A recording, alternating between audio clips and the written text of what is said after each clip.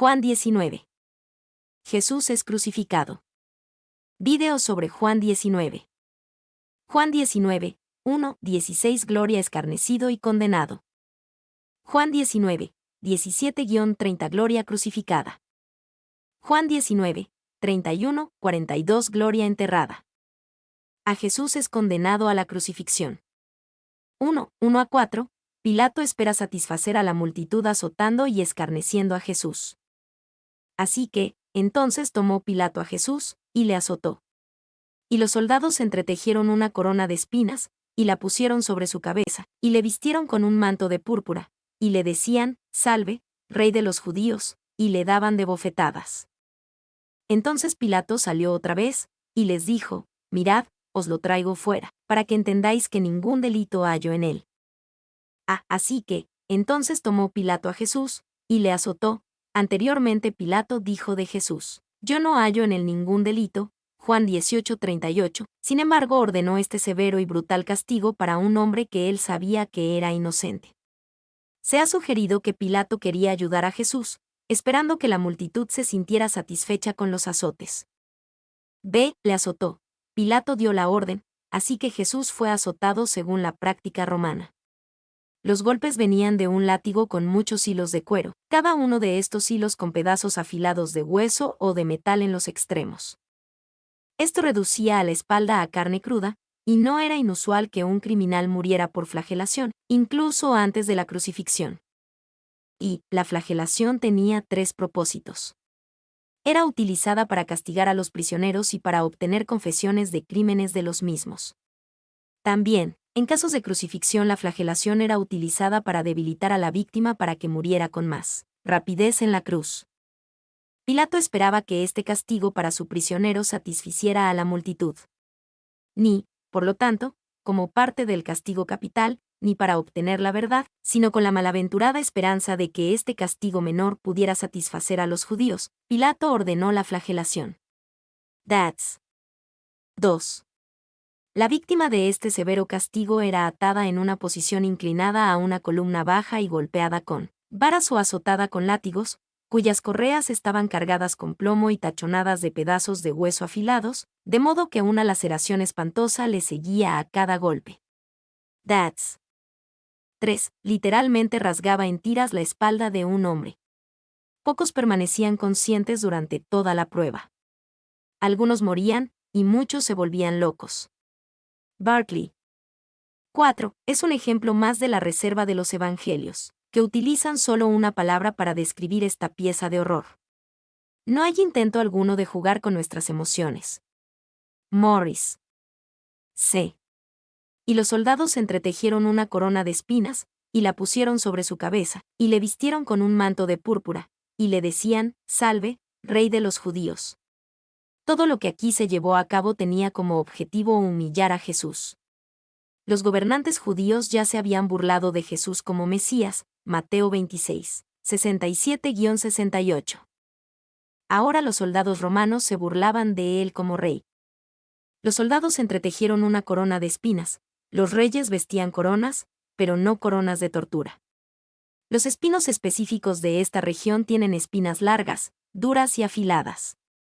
Esta fue una corona que cortaba, perforaba y ensangrentaba la cabeza del rey que la llevaba. Le vistieron con un manto de púrpura. Reyes y gobernantes a menudo vestían púrpura, debido a que los tintes para fabricar telas de ese color eran caros. El manto de púrpura era concebido como una cruel ironía. Salve, Rey de los judíos, los reyes son recibidos con títulos reales, así que en su deseo de hacer daño se burlaron de Jesús con este título. Tenía como objetivo humillar a Jesús, pero también a los judíos diciendo, este es el mejor rey que pudieron conseguir. Los soldados también le daban de bofetadas, golpeando y burlándose de Jesús simplemente para gratificar la maldad y la crueldad. El Evangelio de Mateo agrega que Jesús fue despojado de sus ropas. Le dieron una caña como un sarcástico cetro real, que los soldados se inclinaron ante Jesús, ofreciéndole un homenaje y honor sarcásticos, y que le escupieron a Jesús. Y también podemos decidir hacer lo opuesto a los que éstos le hicieron a Jesús. O que fuéramos tan ingeniosos para darle honra a nuestro rey como lo fueron estos soldados al planear su deshonra. ofrezcamos a Cristo el verdadero homenaje que estos hombres pretendieron rendirle. Spurgeon. D. Para que entendáis que ningún delito hallo en él. Pilato repitió la declaración registrada primero en Juan 18:38, declarando que Jesús era inocente de cualquier delito. Como juez, Pilato tenía razones y la responsabilidad de liberar a Jesús sin castigo en vez de la humillación y la brutalidad que tuvo que soportar. Y Pilato hizo 5 intentos por liberar a nuestro Señor, como nos enteramos por Lucas 23, 4,15,20,22, John 19, 4,12,13. Clarke. 2, 5-6, Pilato presenta a Jesús ante la multitud. Y salió Jesús, llevando la corona de espinas y el manto de púrpura. Y Pilato les dijo, «He aquí el hombre». Cuando le vieron los principales sacerdotes y los alguaciles, dieron voces, diciendo, «Crucifícale. Crucifícale». Pilato les dijo, «Tomadle vosotros, y crucificadle, porque yo no hallo delito en él». Y salió Jesús, llevando la corona de espinas y el manto de púrpura. Pilato presentó a Jesús ante la multitud como alguien golpeado y escarnecido, con sangre, sudor y saliva por todo el cuerpo. Tal vez Pilato esperaba que el triste espectáculo hiciera que la multitud sintiera lástima por Jesús. Y esta corona él continuó llevando hasta el final, tanto Origen como Tertuliano, 2 de los primeros padres de la Iglesia de Oriente y Occidente, afirman que él fue crucificado con esta sobre su cabeza. Trench. 2. Muchas coronas han sido aseguradas con sangre, así también lo es esta, pero es su propia sangre. Muchos tronos se han establecido con sufrimiento, y también lo es este, pero él mismo lleva el dolor. Spurgeon. Ve, he aquí el hombre. Pilato invitó a la multitud a mirar a este sufriente, y a verlo con cuidadosa consideración, he aquí. Hay un sentido en el que Pilato habló por Dios aquí, quien invita a toda la humanidad a contemplar al hombre, a ver al hombre de hombres, el hombre perfecto, el ideal probado y aprobado para toda la humanidad. Y el hombre es despectivo. Pilato en efecto está diciendo, aquí está el pobre. ¿Realmente pueden creer que semejante caricatura de rey es realmente un peligro para Israel o para Roma? Tasker. 2. Si sois hombres, tened compasión de un hombre tan miserablemente maltratado, y si sois buenos hombres, dejad idea a quien es inocente. 3. Pilato pensó que podía salvar a Jesús humillándolo. Algunas personas en la actualidad hacen eso. Piensan que al decir que Jesús no es Dios o que no tenía razón en todo pueden salvar a Jesús, manteniéndolo relevante para la moderna, progresiva y científica era. Tales intentos son tan equivocados como los de Pilato. 4. Cualquiera que fuera la intención de Pilato, la visión de Jesús no pudo despertar en los corazones de la multitud ninguna compasión por él, y clamaron por su muerte. Morgan. C. Cuando le vieron los principales sacerdotes y los alguaciles, no se nos dice la respuesta inmediata de la multitud. Tal vez sí sintieron un momento de empatía por este increíble y fuerte hombre ante tales circunstancias. Lo que sea que haya sentido la multitud, los líderes religiosos inmediatamente gritaron, «Crucifícale. Crucifícale». Esto fue odio puro, odio del hombre hacia Dios. Y una cierta compasión pudo haberse agitado entre la multitud, pero los sacerdotes y sus dependientes inmediatos la silenciaron con su grito de odio al ver al prisionero. McLaren. 2. Así después gritaron los perseguidores primitivos, «¡A de bestias! ¡A de bestias!». Cristianos por ciento S6 A de leones, a las bestias, cristianos, a los leones, imputando la causa de todas las calamidades públicas sobre ellos, como lo testifica Tertuliano. De tomadle vosotros, y crucificadle, porque yo no hallo delito en él. Por tercera ocasión, Pilato declaró a Jesús inocente de todo cargo. Y Pilato debió haberse dado cuenta de que el Sanedrín no podía ejecutar la sentencia. Su aparente relegación de Jesús fue un acto de sarcasmo. Teni. 3, 7-8, Pilato se entera de los cargos contra Jesús. Los judíos le respondieron, «Nosotros tenemos una ley, y según nuestra ley debe morir, porque se hizo a sí mismo hijo de Dios». Cuando Pilato oyó decir esto, tuvo más miedo. Y entró otra vez en el pretorio, y dijo a Jesús, «¿De dónde eres tú?». Mas Jesús no le dio respuesta. Porque se hizo a sí mismo hijo de Dios, en el relato de Juan. Con esto los líderes religiosos mostraron sus verdaderos cargos contra Jesús. Lo querían muerto no porque afirmara ser el rey de los judíos, sino porque afirmaba ser Dios, el Hijo de Dios. Y es cierto que los judíos entendieron esto en un sentido muy peculiar. Cuando Cristo se llamó a sí mismo el Hijo de Dios, ellos entendieron que implicaba una igualdad al ser supremo. Clarke B. tuvo más miedo. Pilato no se enojó ni le pareció gracioso cuando se enteró de que Jesús se hizo a sí mismo Hijo de Dios. Él tuvo más miedo de Jesús que nunca. Pilato vio algo en Jesús incluso golpeado, ensangrentado y escupido que lo hacía pensar que podía ser verdad que el hombre frente a él era más que un hombre. Y puede ser que el comparativo tuvo más miedo deba recibir una fuerza superlativa, como a menudo la tiene en el Nuevo Testamento griego, y traducida como extremadamente asustado. Tasker. 2. Casi no se le puede llamar un hombre religioso, pero la noticia de que su prisionero había hecho declaraciones de divinidad asustó al gobernador. Todo romano de esa época conocía las historias de los dioses o su descendencia apareciendo en forma humana. Morris. Sé de dónde eres tú. Pilato quería que Jesús se defendiera y le diera más razones para dejar ir a un hombre inocente. Quería que Jesús explicara que lo hacía diferente de las decenas de otros prisioneros que Pilato había juzgado. Sin embargo, Jesús ya le había dicho a Pilato que él era rey de un reino no de este mundo. Juan 18:36, Jesús ya había dicho de dónde provenía. Por lo tanto, Jesús no le dio respuesta. Y, aunque ya tenía la respuesta, uno podría decir que Pilato hizo la pregunta correcta. Su pregunta es casi la pregunta más pertinente que podía haber sido hecha sobre él, pues saber de dónde viene Jesús es saber lo más importante sobre él. Tasker. 4, 10-11, Pilato y Jesús hablan sobre poder. Entonces le dijo Pilato, ¿a mí no me hablas? ¿No sabes que tengo autoridad para crucificarte y que tengo autoridad para soltarte? Respondió Jesús, ninguna autoridad tendrías contra mí, si no te fuese dada de arriba. Por tanto, el que a ti me ha entregado, mayor pecado tiene. ¿A mí no me hablas? Pilato no podía creer que Jesús no hablara para defenderse. No podía creer que Jesús no rogara por su vida como muchos otros lo habían hecho.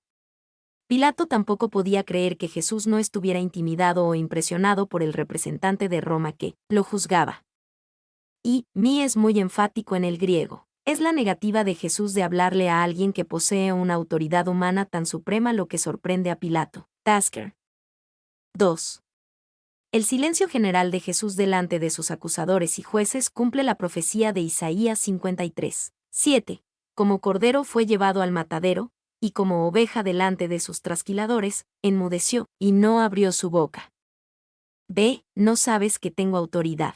Pilato se sorprendió de que Jesús no se intimidara con su autoridad como juez para condenar y crucificar. Pilato sintió que tenía una posición de poder y estaba desconcertado de que Jesús no lo viera. Y Pilato pensaba que tenía poder, pero lo que tenía era el poder de hacer mal, de dañar. No tenía el poder de hacer lo correcto.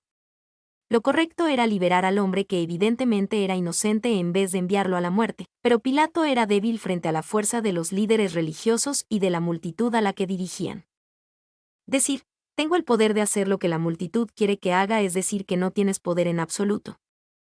2. El mismo hombre que afirmó tener todo el poder intentó lavarse las manos de la decisión, Mateo 27:24, diciendo, realmente no quería hacer esto. C. Ninguna autoridad tendrías contra mí, si no te fuese dada de arriba, Jesús respondió, explicando la verdadera naturaleza del poder a Pilato. En el pensamiento del gobernador romano, Roma tenía el poder. En realidad, Dios tenía el poder. Y Jesús entendía que Pilato tenía poder. Simplemente insistió en que el poder le había sido concedido por Dios y no era inherente en Pilato o Roma. D. El que a ti me ha entregado, mayor pecado tiene. Jesús no dijo que Pilato no tuviera pecado, simplemente que los líderes religiosos eran culpables de mayor pecado. Y el que a ti me ha entregado puede ser una referencia a Judas o a Caifás y el lenguaje del evangelista parece ser deliberadamente vago. Tasker. 2. El verbo, entregado, yika, paradidomai, ha sido utilizado repetidamente en la primer parte de la narrativa para denotar el acto de traición de Judas. Bros. 5, 12 a 13, Pilato lleva a Jesús a juicio. Desde entonces procuraba Pilato soltarle, pero los judíos daban voces, diciendo, si a este sueltas, no eres amigo de César. Todo el que se hace rey, a César se opone. Entonces Pilato, oyendo esto, llevó fuera a Jesús, y se sentó en el tribunal en el lugar llamado el Enlosado, y en hebreo Gabata. Procuraba Pilato soltarle, sentimos pánico en el gobernador romano. El pánico se incrementó cuando su esposa le dijo que liberara al acusado debido a un sueño que tuvo. Mateo 27, 19-20.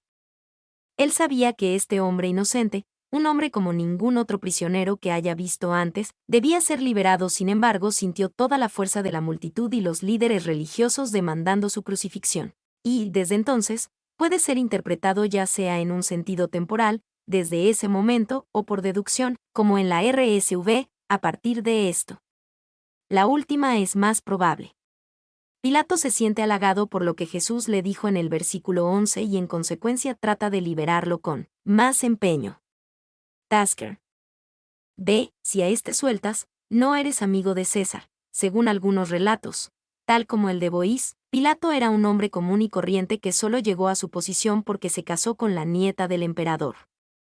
Manteniendo su posición solo por relación, Pilato se encontraría muy preocupado de que esa relación se dañara.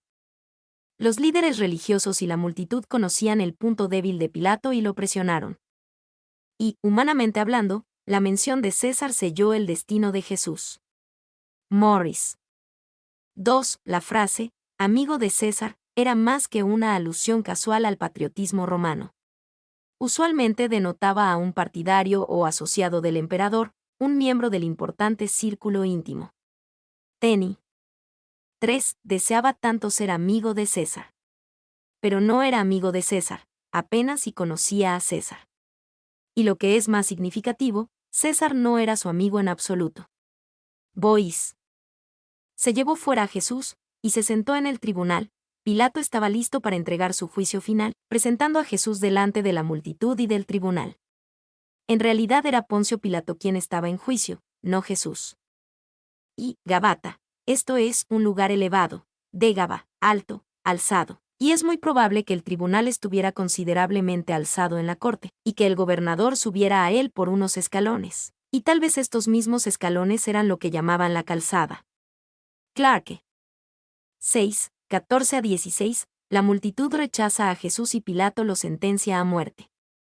Era la preparación de la Pascua, y como la hora sexta. Entonces dijo a los judíos, «He aquí vuestro rey».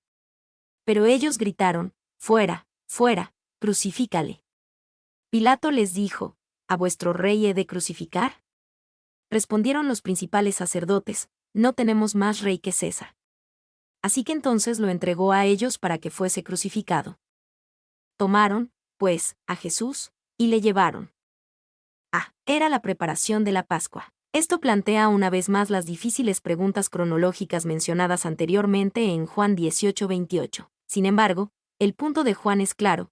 El siguiente día vio Juan a Jesús que venía a él, y dijo, «He aquí el Cordero de Dios, que quita el pecado del mundo». Juan 1:29. Está listo para el sacrificio de la Pascua. Y, como la hora sexta, esto introduce un punto de controversia, porque Marcos dice que la crucifixión fue a la tercera hora, Marcos 15:25. Se han hecho muchos intentos por conciliar Juan 19:14 y Marcos 15:25. Algunos piensan que Juan y Marcos utilizaron diferentes formas de calcular el tiempo. Westcott da buenas razones para suponer que este evangelista, en vez de calcular las horas de 6 a.m. a 6 p.m., y de 6 p.m. a 6 a.m., como era la tradición judía, las calculaba de medianoche a mediodía, una práctica que sabemos por el martirio de Policarpo que estaba en uso en Asia Menor en el tiempo en el que ese documento fue escrito, y que aún se sigue en el occidente en la actualidad. En este cálculo, eran alrededor de las 6 a.m. cuando Pilato pasó sentencia a Jesús. Tasker. Algunos piensan que Juan y Marcos nunca pretendieron usar marcadores de tiempo exactos. La tercera hora no puede significar nada más firme que un tiempo alrededor de media mañana, mientras que, alrededor de la sexta hora, bien puede significar llegando al mediodía. El final de la mañana sería adecuado para ambas expresiones a menos de que existiera alguna razón para pensar que cualquiera se estaba dando con más de lo usual. No existe tal razón aquí. Morris. Algunos piensan que el problema está con los primeros errores de los copistas del texto y que Juan originalmente escribió la tercera hora. Ciertamente debemos suponer, como lo hicieron Eusebio, Teofilacto y Cebires, que ha habido alguna errata muy temprana en nuestras copias, ya sea que el intercambio de 3 y 6, el cual cuando se expresa en letras griegas numéricas, no son diferentes unos de otros, o algún otro, ahora no puede ser determinado. Alfred. B. He aquí vuestro rey. Pilato ofreció este cordero sacrificial delante del pueblo para su inspección. Quizá pretendió burlarse de Jesús y de la multitud, presentando a un hombre con una corona de espinas, ensangrentado y golpeado con un harapo púrpura cubriéndole la espalda desgarrada como su rey. La multitud vio a Jesús con toda su miseria y dignidad y respondieron gritando, «Fuera, fuera, crucifícale». Y las palabras «He aquí vuestro rey» parecen haber sido pronunciadas en ironía a los judíos en el mismo espíritu en el cual después el título fue escrito sobre la cruz. Alfred. 2. Pero ellos gritaron. Probablemente se debe seguir el tiempo imperfecto bien declarado, dando el sentido. Ellos continuaron gritando. Fue la persistencia de los judíos por hacer de este caso una cuestión política lo que estaba cansando a Pilato. Tasker. 3. Hay ocasiones donde las personas están lo suficientemente molestas con Dios y su bondad que le piensan o le desean muerte. Es mucho más común que las personas simplemente desean que Dios desaparezca, que las personas deseen decirle fuera, fuera. C. No tenemos más rey que César. La multitud rechazó a Jesús y escogió a Barrabás, un revolucionario en contra de Roma. En la loca y contradictoria forma común entre las multitudes, ambos escogieron lo revolucionario y juraron lealtad a César. Y, motivados por el odio, deliberadamente renunciaron a su esperanza mesiánica y repudiaron su gloria nacional. Los que no tienen a Cristo tienen que arrodillarse ante un tirano. La rebelión contra él trae esclavitud. Maclaren. D. Así que entonces lo entregó a ellos para que fuese crucificado. Parecía que Jesús estaba en juicio delante de Pilato, pero en un sentido más grande Pilato estaba en juicio delante de Jesús. Pilato falló la prueba. Por miedo a la multitud envió a un hombre que sabía que era inocente a una muerte tortuosa. Así según el antiguo credo, Jesús fue crucificado bajo Poncio Pilato. Y usted puede hacer hoy exactamente lo que hizo Pilato. Él simplemente es un ejemplo de un hombre que carece de decisión de carácter, que no posee el valor de sus convicciones, que intenta comprometerse con lo malo, que desobedece a la conciencia por miedo a la pérdida personal. Kerman. D. La crucifixión de Jesús de Nazaret. 1. 17 a 18. Jesús es crucificado. Y él, cargando su cruz, salió al lugar llamado de la calavera, y en hebreo, Gólgota, y allí le crucificaron, y con él a otros dos, uno a cada lado, y Jesús en medio. Y él, cargando su cruz. Según la costumbre romana, Jesús llevó su cruz desde el lugar de la sentencia hasta el lugar de la crucifixión, un lugar llamado de la calavera. Los romanos, antes de poner a un hombre en la cruz, ponían la cruz sobre el hombre, forzándolo a llevarla en una procesión pública que tenía como objetivo atraer la atención hacia el condenado, su crimen y su destino. Y era normalmente la parte de la cruz, patibulum, y no la horca completa, lo que el hombre condenado llevaba hasta el lugar de ejecución. Las estacas verticales probablemente ya estaban ahí. Bruce. 2. Desde Tertuliano, A.D.B. Jud. 10. Un tipo de esto se ha encontrado en Isaac llevando la leña para el sacrificio. That's. B. Le crucificaron. Los persas inventaron la crucifixión, pero uno podría decir que los romanos la perfeccionaron y la volvieron una institución. Era la forma de ejecución reservada para los peores criminales y las clases más bajas. La crucifixión estaba diseñada para hacer que la víctima muriera públicamente, lentamente y con gran dolor y humillación. Este era el tipo de muerte que Dios le ordenó a Jesús morir, y la muerte a la que se sometió en la voluntad de Dios. Y la crucifixión era tan terrible y degradante que los romanos educados ni siquiera hablaban de ella en público. El estadista romano Cicerón dijo de la crucifixión: es un crimen atar a un ciudadano romano. Azotarle es un acto de iniquidad, ejecutarlo es casi homicidio. ¿Qué puedo decir de crucificarlo? En un acto tan abominable es imposible encontrar alguna palabra adecuada para describirlo. El historiador romano Tácito llamó a la crucifixión una tortura apta solo para los esclavos. 2. Los escritores de los evangelios no dan una explicación detallada de la crucifixión. Había varias razones para esto. Los lectores originales estaban familiarizados con la práctica, así que no necesitaban explicación. Los escritores del Evangelio tuvieron cuidado de no utilizar lenguaje o descripciones que pudieran manipular las emociones. Simplemente contaron la historia. El mayor sufrimiento de Cristo fue interno y espiritual, incluso mayor que su sufrimiento externo y físico. 3. Arqueólogos descubrieron en 1968 los restos de un hombre crucificado en el tiempo de Jesús. El estudio de los restos reveló que la víctima fue clavada en la cruz en una posición sentada, ambas piernas sobre los lados, con el clavo penetrando los lados de ambos pies justo debajo del talón. Los brazos estaban estirados, cada uno clavado con un clavo en el antebrazo. El doctor Nico As, profesor de anatomía en la Universidad Hebrea, lo describió como una posición compulsiva, una postura difícil y antinatural destinada a aumentar la agonía de la víctima. Teni y otros. 4. Había una proyección como de cuerno, el sedaili, la cual el hombre crucificado montaba a horcajadas. Esto tomaba parte del peso del cuerpo y evitaba que la carne se desgarrara por los clavos. Morris. V. Según el Dr. William Edwards en el Diario de la Asociación Médica Americana, la muerte por crucifixión podía llegar por diferentes fuentes: shock agudo por pérdida de sangre, estar demasiado agotado como para seguir respirando, deshidratación, ataque cardíaco inducido por estrés, insuficiencia cardíaca que lleva a rotura cardíaca. Si la víctima no moría lo suficientemente rápido, le rompían las piernas, y la víctima pronto era incapaz de respirar y moría de sofocación. C. Y con él a otros dos, uno a cada lado, y Jesús en medio, había 3 programados para crucifixión en ese día, los otros 2 y Barrabás. Jesús tomó el lugar de Barrabás. Esta fue otra manera en que Jesús se identificó con pecadores en su muerte.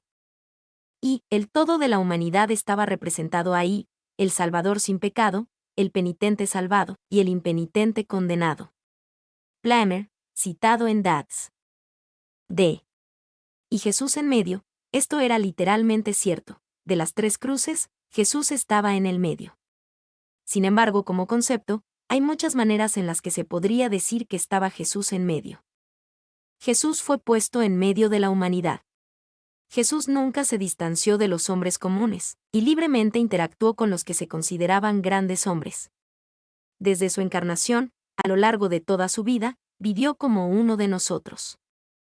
Jesús murió entre hombres y mujeres, judíos y gentiles, ricos y pobres, clase alta y sin clase, los educados y los no educados, los religiosos y los seculares, los culpables y los inocentes, los llorones y los burlones, los que fueron conmovidos profundamente y los que fueron indiferentes, los que lo odiaron y los que lo amaron.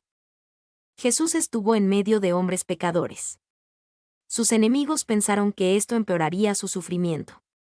Pensaron que le molestaría más ver la pobre compañía con la que moriría.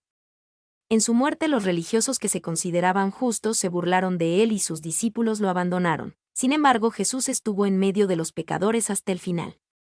Jesús estaba en medio de la confusión. Mateo 27. 46-49 nos dice que cuando Jesús clamó en agonía a su Padre, las personas a su alrededor no le entendieron e incluso lo consideraron algo entretenido.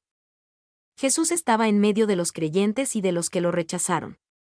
Mateo 27:44 nos dice que ambos criminales se burlaron de él, pero Lucas 23:39-41 nos habla de un cambio en uno de los criminales.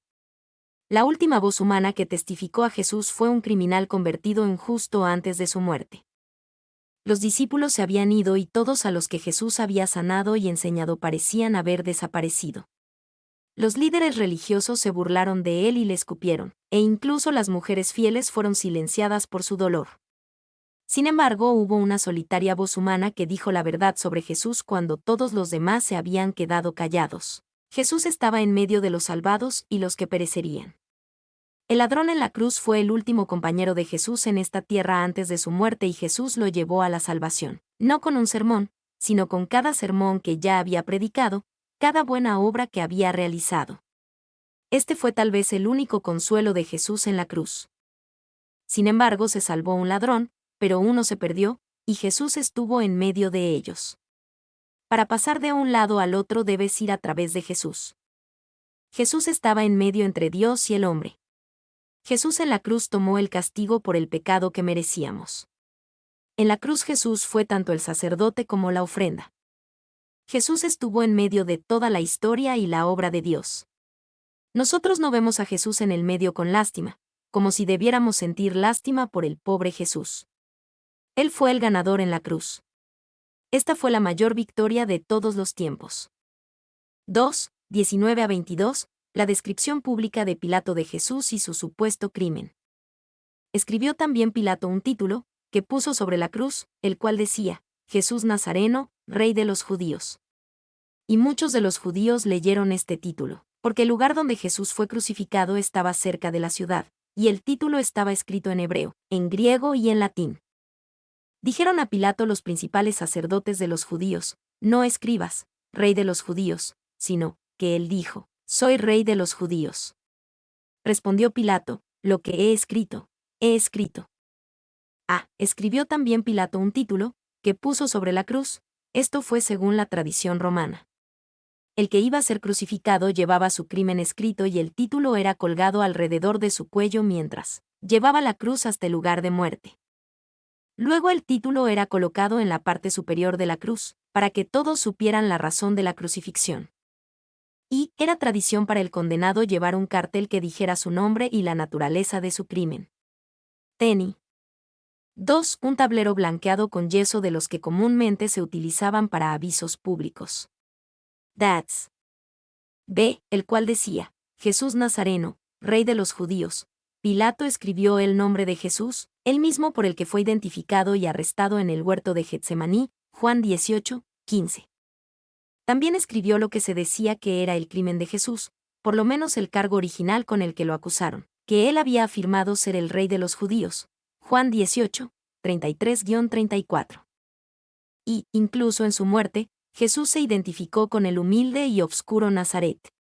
Incluso en su muerte, Jesús fue reconocido como un rey. Reyes del mundo toman su trono cuando otros mueren. Jesús fue proclamado rey a todo el mundo a través de su propia muerte. 2. El título también era una justificación apropiada de la naturaleza sin pecado de Jesús. A cada lado había criminales con las descripciones de sus crímenes. En la cruz de Jesús simplemente se describió quién era él, lo cual no era ningún crimen ya que todo era verdad. C. Y muchos de los judíos leyeron este título, porque el lugar donde Jesús fue crucificado estaba cerca de la ciudad. Los romanos querían que la crucifixión fuera un evento público. Querían que muchos vieran a la desdichada víctima, leyeran sobre su crimen y fueran advertidos. Esto también confirma que Jesús fue crucificado afuera de los muros de la ciudad, Hebreos 13:12, pero también cerca de la ciudad y probablemente cerca de un camino frecuentemente utilizado. D. Estaba escrito en hebreo, en griego y en latín. Pilato quería que esta declaración sobre Jesús fuera lo más pública posible. Esta también fue una profecía que cumplió sin saberlo de cómo el mensaje de Jesucristo y su crucifixión, reinado como rey, serían publicados a cada nación y lenguaje, que desde el comienzo tenía como objetivo ser un mensaje global.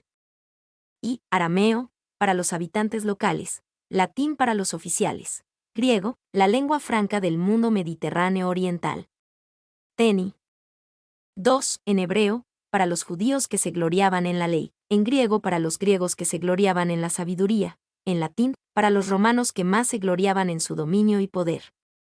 3. Antiguos como los romanos, solían utilizar abreviaturas, por lo que puede resultar difícil recrear las letras exactas. Sin embargo, Adam Clarke lo hace así. En hebreo, Aidvidakl Yusi.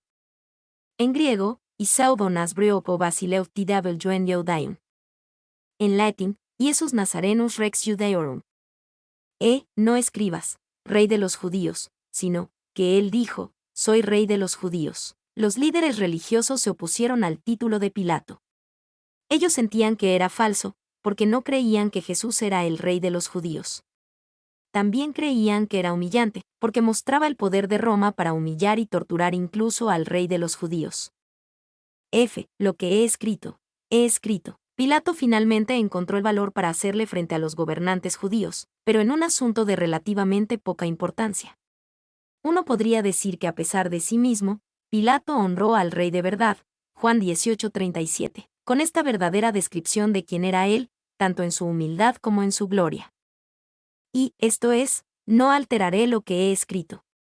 La ley romana prohibía que la sentencia fuera alterada una vez pronunciada, y como esta inscripción era considerada como la sentencia pronunciada contra nuestro Señor, por lo tanto, no podía ser cambiada. Clarke. 3, 23 a 24, los soldados se dividen las ropas de Jesús en cumplimiento de la profecía. Cuando los soldados hubieron crucificado a Jesús, tomaron sus vestidos, e hicieron 4 partes, una para cada soldado. Tomaron también su túnica, la cual era sin costura, de un solo tejido de arriba a abajo. Entonces dijeron entre sí, no la partamos, sino echemos suerte sobre ella, a ver de quién será. Esto fue para que se cumpliese la escritura, que dice: cuando los soldados, una crucifixión romana era supervisada por soldados, tanto para mantener el orden como para asegurarse de que el condenado realmente muriera. Tomaron sus vestidos. En la cruz, Jesús no retuvo ninguna posesión material. Incluso la ropa que llevaba sobre sus espaldas le fue arrebatada y su túnica fue galardonada por un poco de juego mezquino. Y los hombres normalmente eran crucificados desnudos. Artemidoro 2. 61. Las sensibilidades judías, sin embargo, dictaban que el hombre no debía ser ejecutado públicamente completamente desnudo, y a los hombres condenados a lapidación se les permitía un taparrabos. M. Sanedrín VI. 3. Si los romanos fueron considerados con los sentimientos judíos al respecto en este asunto se desconoce. Lane, comentario sobre Lucas. 2. Apuleyo tiene la comparación, desnudo como bebé o como el crucificado. That's. 3. Esto muestra que Jesús vino hasta debajo de la escalera para lograr nuestra salvación. Él dejó todo, incluso lo que le quedaba de ropa, haciéndose completamente pobre por nosotros para que nos volviéramos completamente ricos en él. 2 a los Corintios 8, 9 lo dice así: porque ya conocéis la gracia de nuestro Señor Jesucristo, que por amor a vosotros se hizo pobre, siendo rico, para que vosotros con su pobreza fueseis enriquecidos. C. Su túnica, la cual era sin costura, de un solo tejido de arriba a abajo, la prenda principal que Jesús utilizó, túnica, estaba lo suficientemente bien hecha como para no rasgarla 4 partes, ya que cada uno de los 4 soldados ya había recibido una de sus otras prendas. Y la túnica sin fisuras de Jesús nos recuerda su rol como nuestro sumo sacerdote, porque Éxodo 28, 31, 32 nos dice que el sumo sacerdote vestía una prenda sin fisuras. D. No la partamos, sino echemos suerte sobre ella, a ver de quién será. Los soldados hicieron esto en un cumplimiento inconsciente de la profecía de Salmos 22:8. Mientras que el Hijo de Dios moría por los pecados del mundo, los hombres descuidadamente se reían y jugaban a sus pies. 4, 25 a 27, Jesús deja a su madre al cuidado de Juan. Estaban junto a la cruz de Jesús su madre, y la hermana de su madre, María mujer de Cleofás, y María Magdalena. Cuando vio Jesús a su madre, y al discípulo a quien él amaba, que estaba presente, dijo a su madre: Mujer, he ahí tu hijo. Después dijo al discípulo: He ahí tu madre. Y desde aquella hora el discípulo la recibió en su casa. Estaban junto a la cruz de Jesús su madre. Es difícil comprender la agonía de María al ver a su hijo crucificado. Ella fue testigo del dolor, la humillación, la vergüenza, el sufrimiento y la muerte de su hijo. Y, cuando María y José llevaron a su hijo recién nacido Jesús al templo para dedicarlo, un hombre piadoso llamado Simón vio a Jesús, lo tomó en sus brazos, y lo bendijo. Sin embargo, también le dijo esto a María: y una espada traspasará tu misma alma. Lucas 2:35.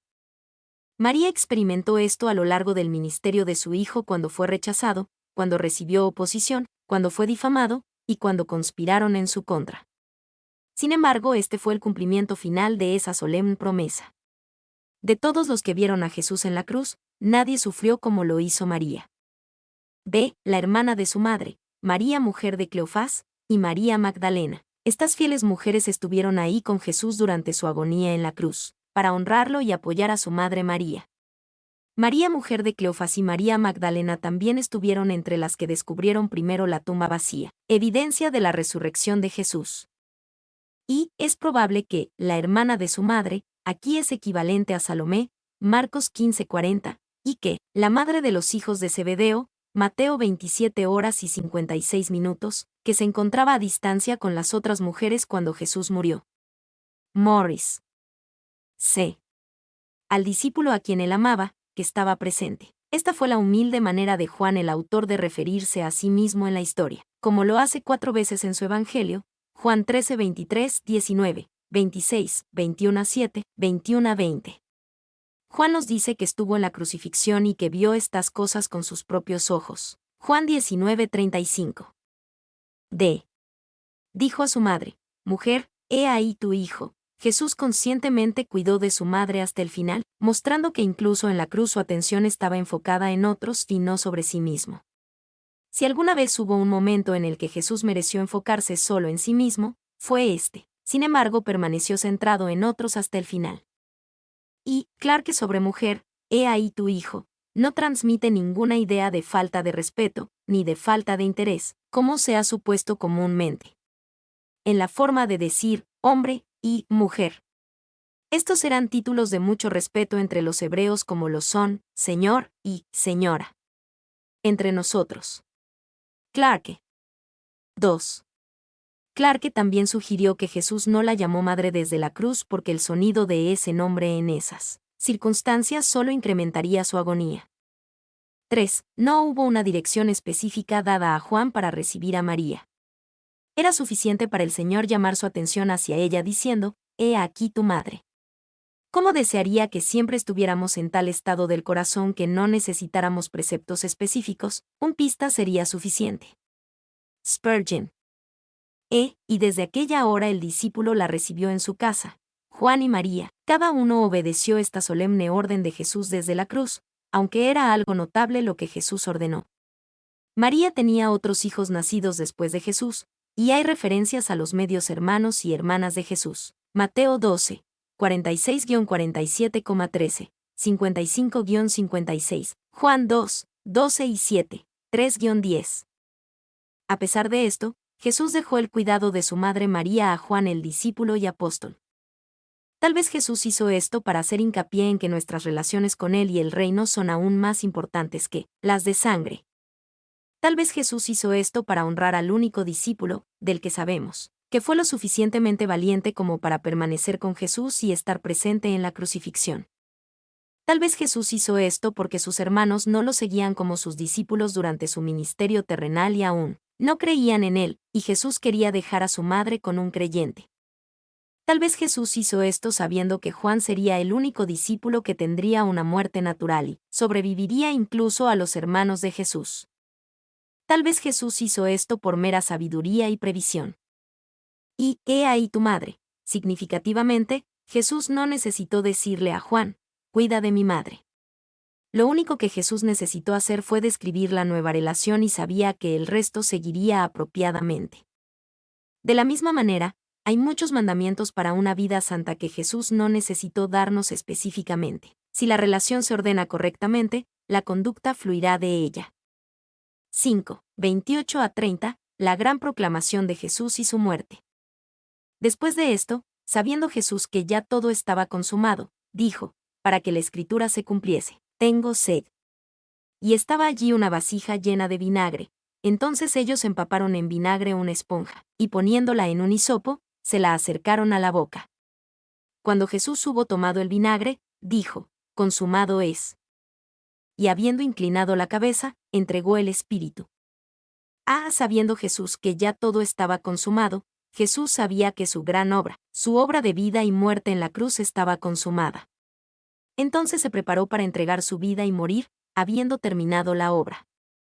Hubo un tiempo antes de que se cumplieran todas las cosas, Lucas 12:50. Tuvo un tiempo donde se lograron todas las cosas, cuando Jesús se volvió el objetivo de la ira de Dios y juicio de pecado, cuando el que no conoció pecado, por nosotros lo hizo pecado, para que nosotros fuésemos hechos justicia de Dios en él. 2 Corintios 5:21. Hubo un tiempo después de que ya todo estaba consumado y Jesús exitosamente se ofreció a sí mismo como ofrenda, sustituta por el pecado de la humanidad. B. Tengo sed. Jesús no aceptó una bebida que servía para entumecer el dolor al inicio de su calvario. Marcos 15:23.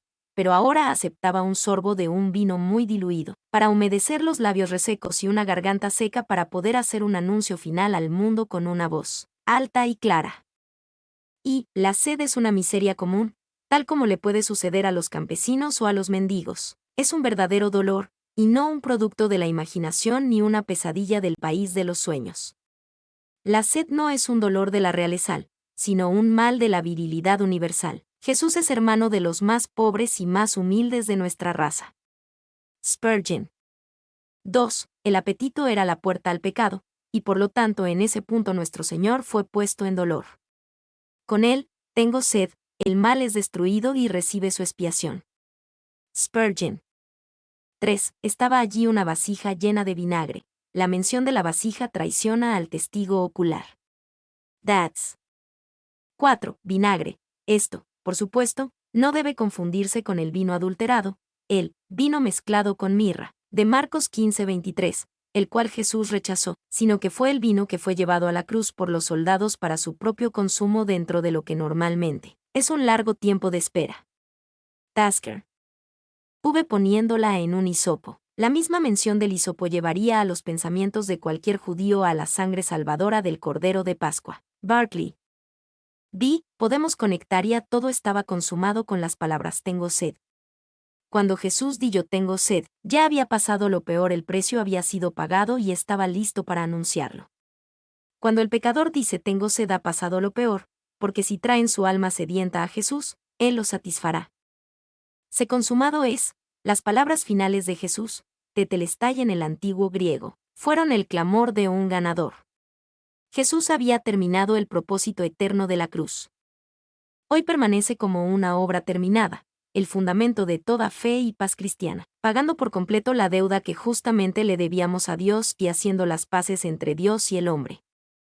Y una simple palabra puede cambiar todo. Inocente en un tribunal de justicia cambia todo. Justo en el campo de juego cambia todo. Cuando una mujer dice sí a una propuesta de matrimonio cambia todo. A Dios puede cambiar todo.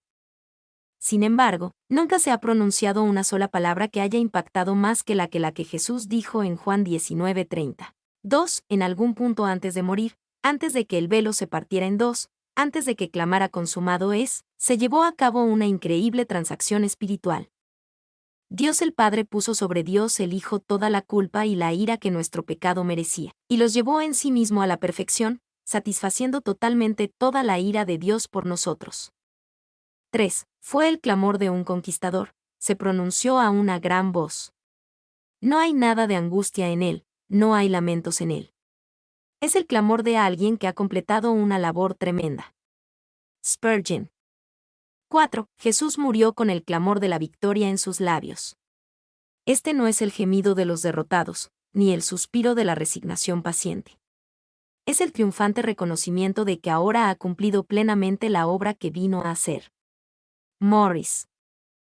El verbo teleo, consumar, era utilizado en los siglos I y II en el sentido de cumplir o pagar una deuda y con frecuencia aparecía en recibos. La declaración de Jesús, consumado es, tetelestai, puede ser interpretada como pagada en su totalidad. Teni. Todo fue consumado, pagado en su totalidad, logrado. Los tipos, promesas y profecías se consumaron. Los sacrificios y las ceremonias del sacerdocio se consumaron. Su obediencia perfecta fue consumada.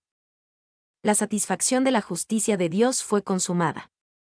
El poder de Satanás, el pecado y la muerte fueron consumados. 7. Desde las puertas del Edén la sangre del sacrificio había comenzado a fluir, aumentada por las corrientes confluyentes de los años. Desde ese momento, Sin embargo, no es necesario derramar otra gota. Los tipos fueron consumados ahora que el antitipo ha sido realizado. Mater. 8. ¿Ha consumado su obra por mí? Entonces debo trabajar para él, y debo perseverar hasta que haya consumado mi obra también. No para salvarme a mí mismo, pues esto ya está hecho, sino porque soy salvo. Spurgeon. De habiendo inclinado la cabeza, esto habla de un acto pacífico, como acostarse sobre una almohada a dormir. Jesús no colgó su cabeza en señal de derrota. La inclinó en paz.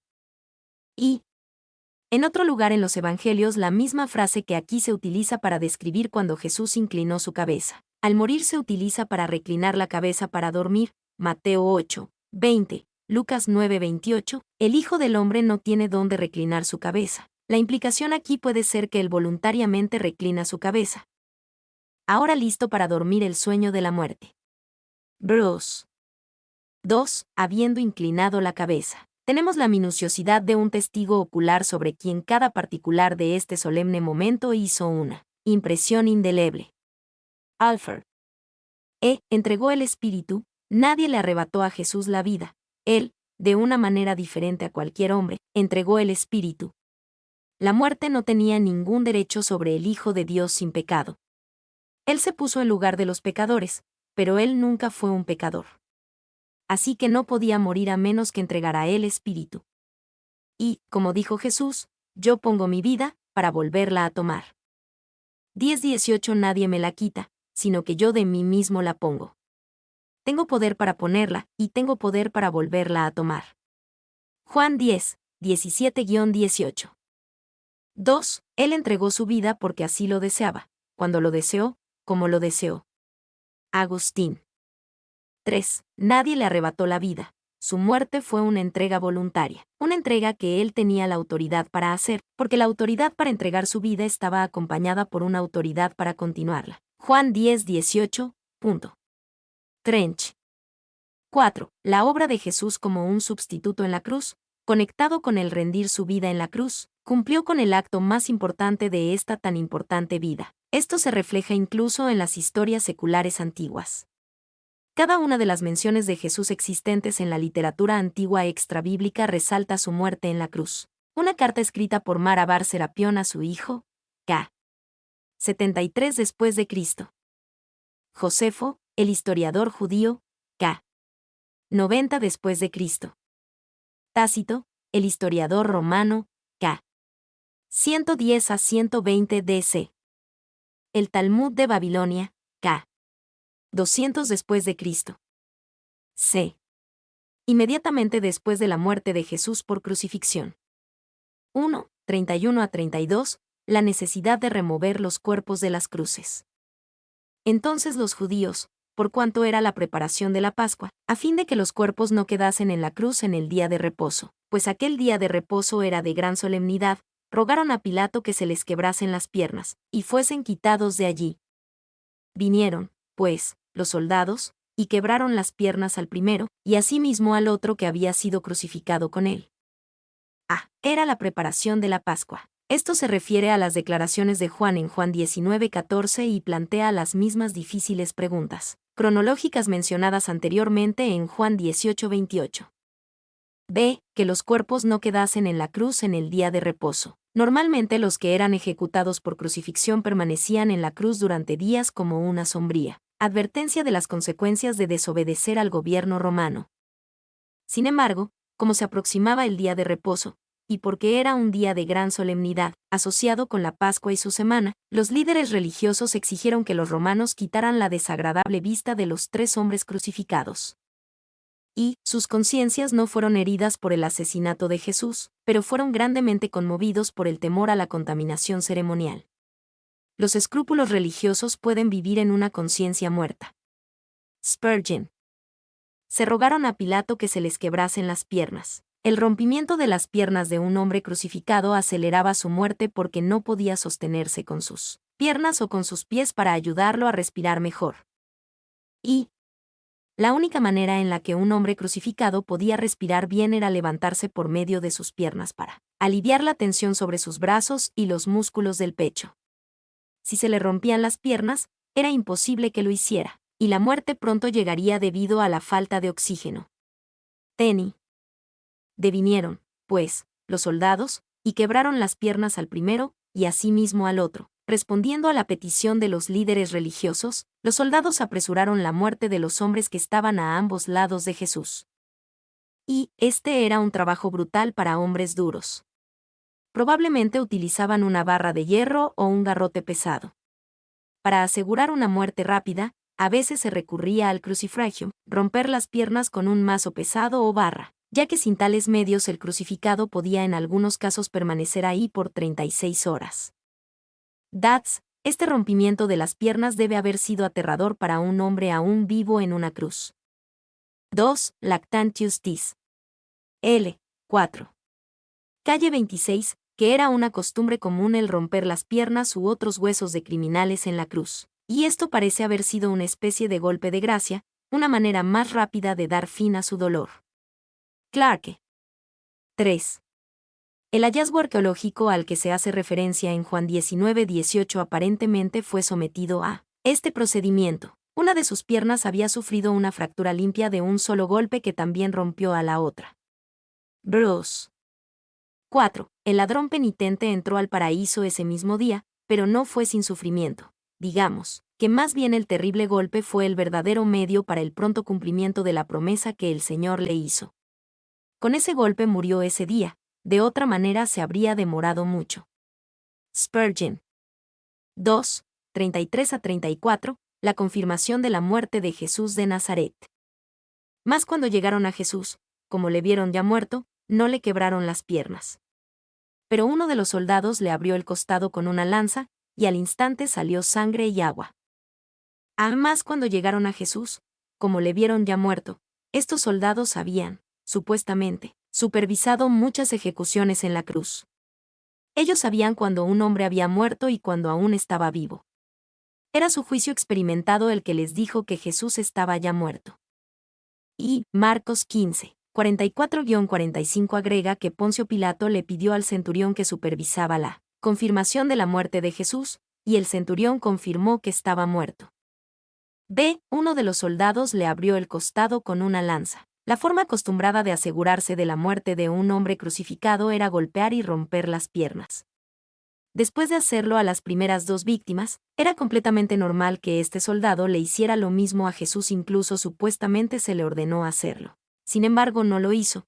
En vez de eso le abrió el costado con una lanza, e involuntariamente cumplió varias profecías mencionadas abajo.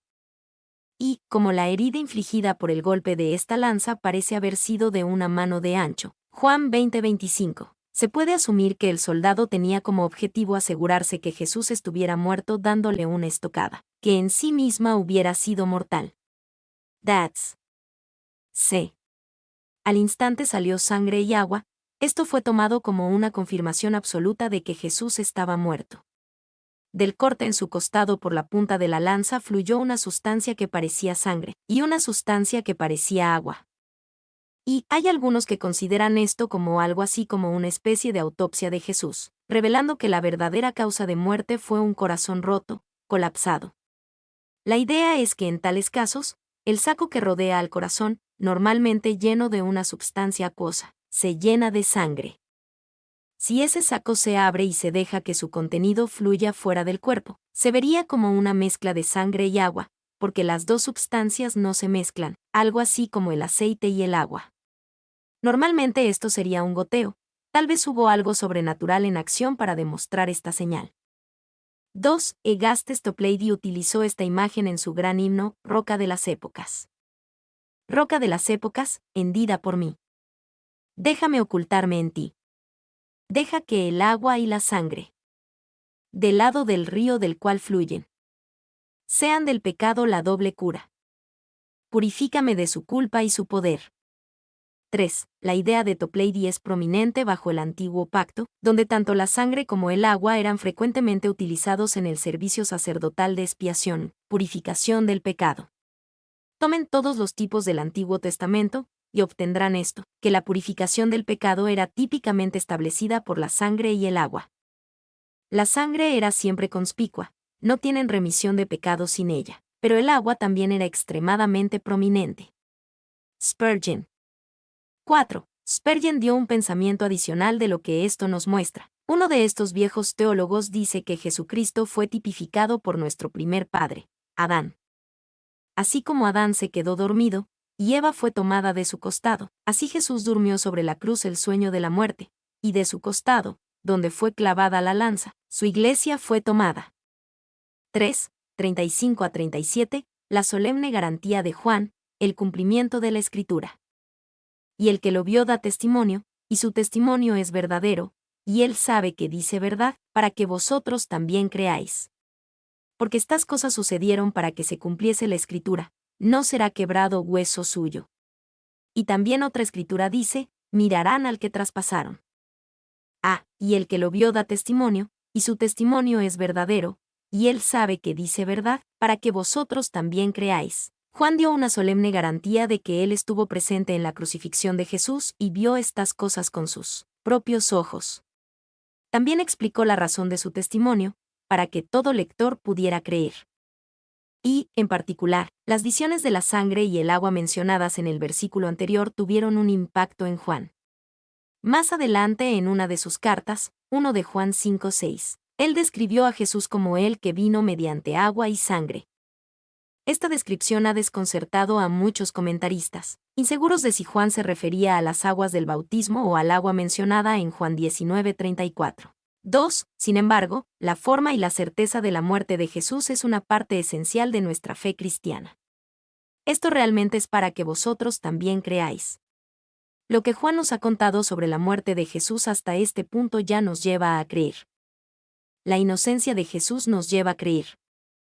Su gran dignidad bajo sufrimiento nos lleva a creer. La forma de su muerte crucifixión nos lleva a creer. El título en su cruz nos lleva a creer. La apuesta por sus prendas nos lleva a creer. El amor por su madre nos lleva a creer. El clamor, consumado es, nos lleva a creer.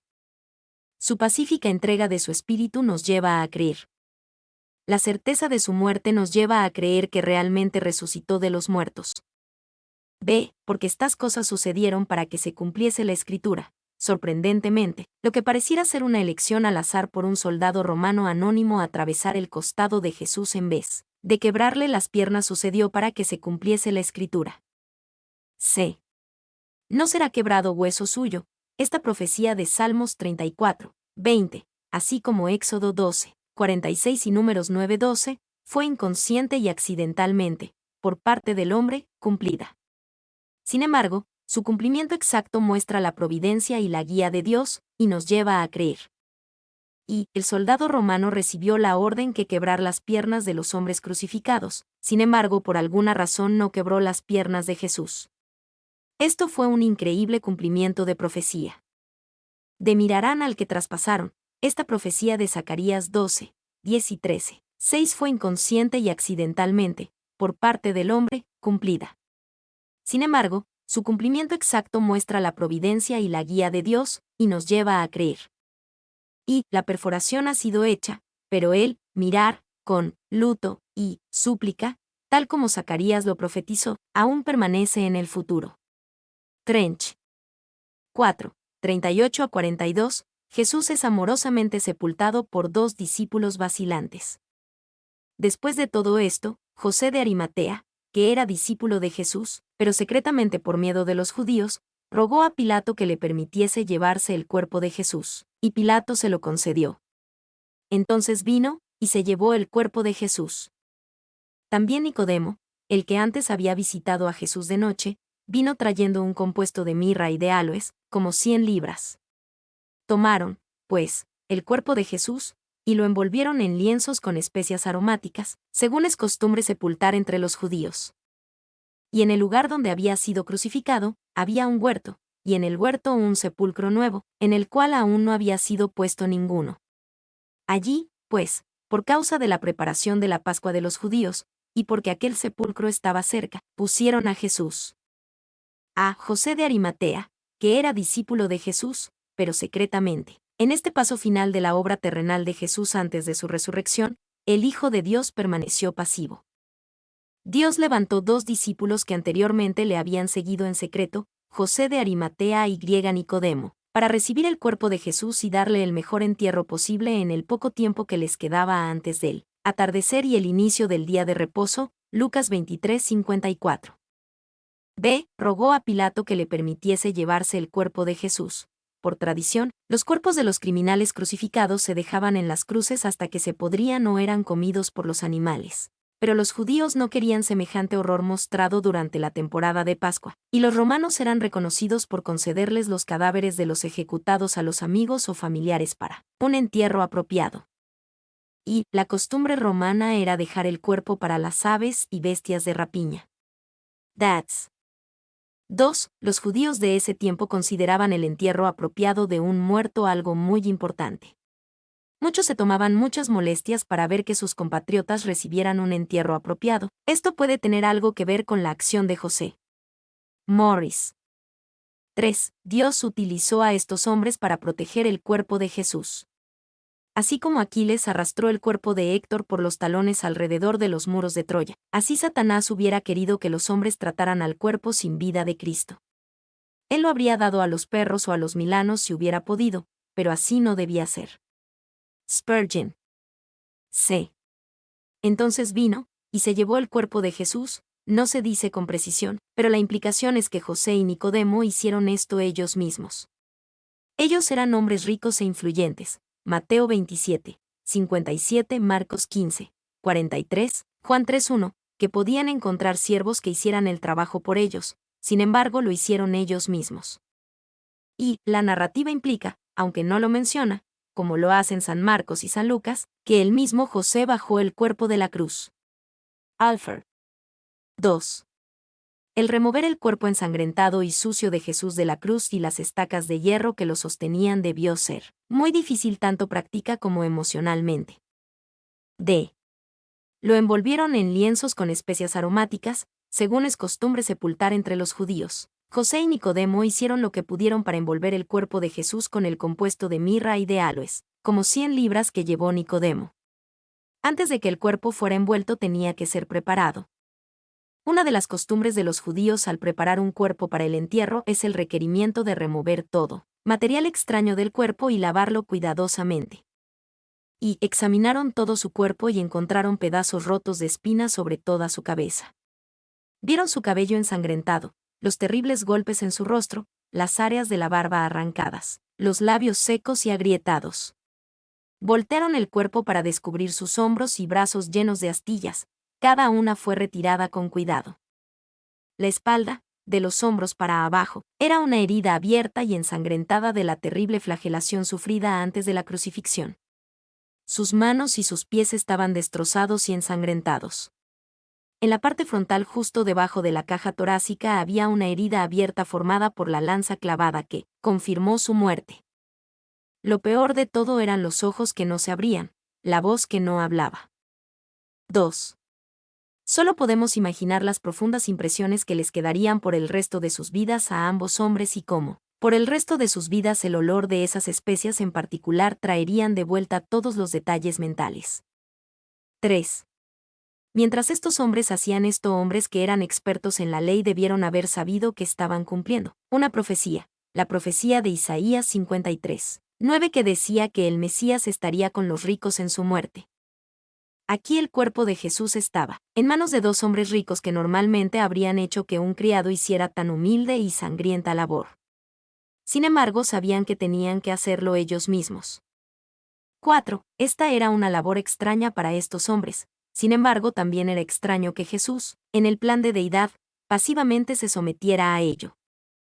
Posiblemente, después de que Jesús logró todas las cosas, y entregó su vida, Jesús pudo haber dejado la cruz como un superhéroe, en un destello de poder y gloria 5 minutos o 5 segundos después de su muerte.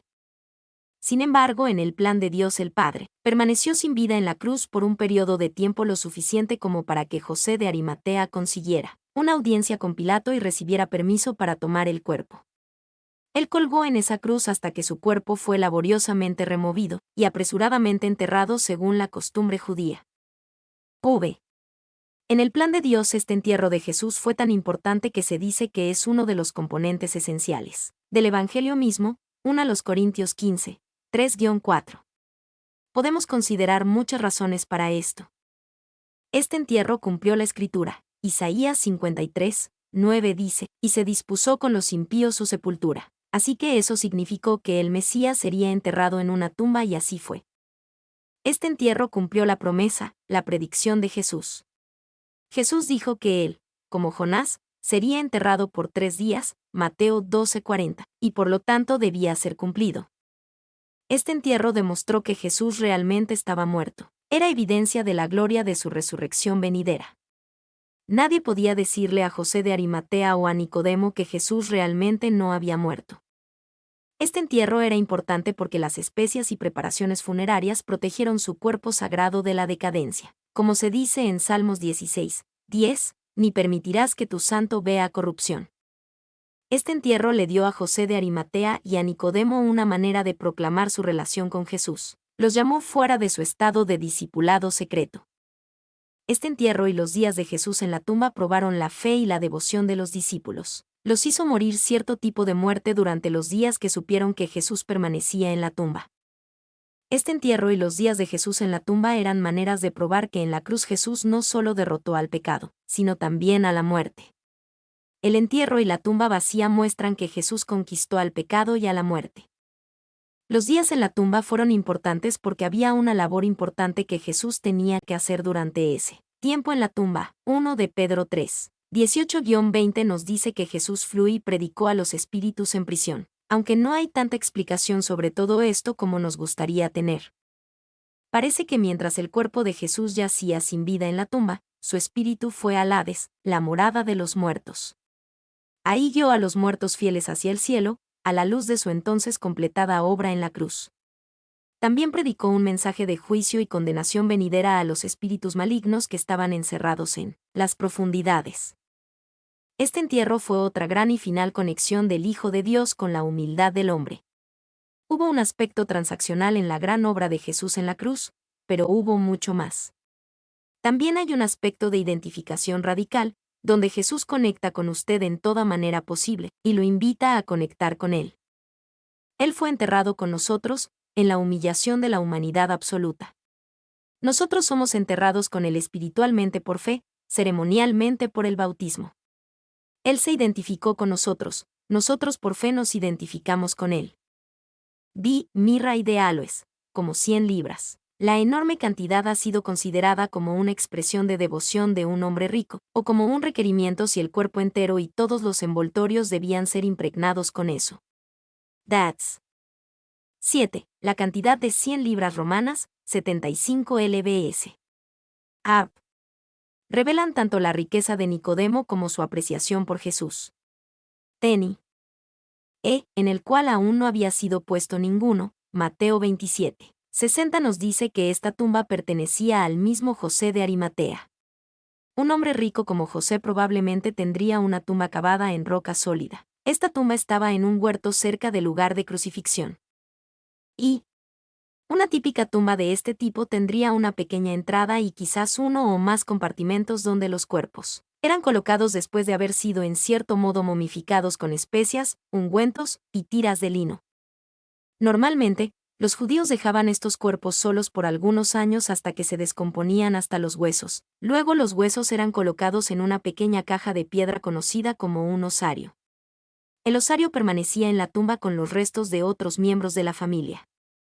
2. La puerta de la tumba consistía regularmente de una piedra pesada, en forma de círculo, que corría en un surco y se establecía en un canal, de tal manera que no pudiera moverse más que por varios hombres fuertes.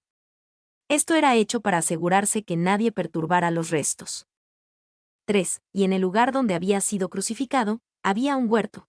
Para un ojo con vista profunda como Juan, esta proximidad era más que una coincidencia. Juan sentía que había una armonía interna entre el huerto y la cruz. Morrison. 4. La caída del primer Adán sucedió en un huerto. Y fue en un huerto que el segundo Adán redimió a la humanidad de las consecuencias de la transgresión de Adán. Tasker. En el cual aún no había sido puesto ninguno. Si lo hubieran enterrado en una tumba vieja, los judíos hubieran dicho que había tocado los huesos de algún profeta u hombre santo, que por eso volvió a la vida. Spurgeon. Mi nombre es Demim. Soy tu asistente personal. Mi sitio en internet es demim.es.tl.